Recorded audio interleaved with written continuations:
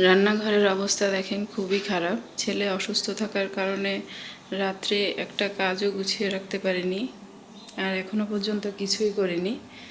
যে সিঙ্কের অবস্থা, থালাবাটি সব যেমন ছিল তেমনই আছে। তো এখন চলেন থালাবাটিগুলো ধুয়ে নিই।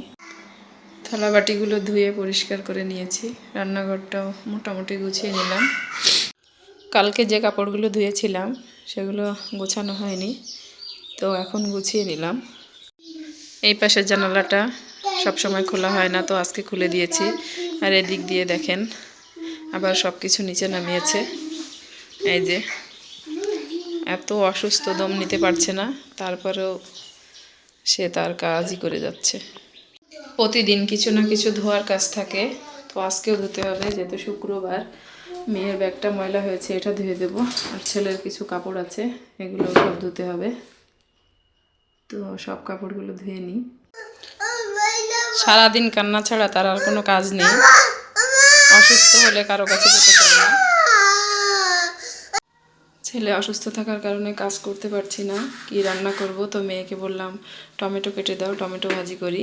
আবার বটি দিয়ে কাটতে শেখেনি এখনও, ছুরি দিয়ে ভালোই কাটতে পারে। যে দেখেন সুন্দর করে কেটে দিচ্ছে। টমেটো ভাজি করার জন্যে এর মধ্যে ঝাল, পেঁয়াজ, লবণ আর হলুদ দিয়ে দিয়েছি। এখন এগুলো ভালো করে ভেজে নেব। ভাজা ভাজা হয়ে গেছে, এর ভিতরে টমেটো দিয়ে দিচ্ছি।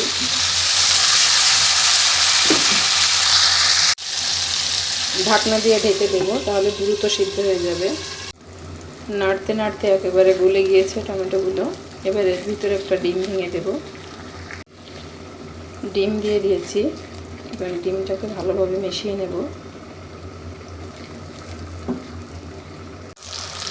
ডিম একেবারে মিশে গেলে এর ভিতরে দিয়ে দেব ধনিয়া পাতা।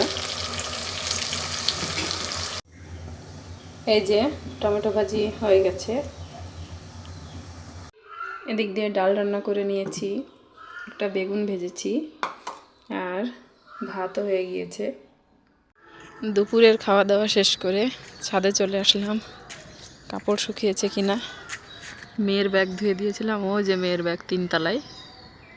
এখন ব্যাগটা নামিয়ে নেব। এই যে মেয়ের ব্যাগ শুকিয়ে গেছে, আর কাপড় চোপড় নিয়ে চলে এসেছি। এখন এগুলো গুছিয়ে ফেলবো। আজকের মতো ভিডিওটা এ পর্যন্তই। ভালো থাকবেন, আল্লাহ হাফেজ।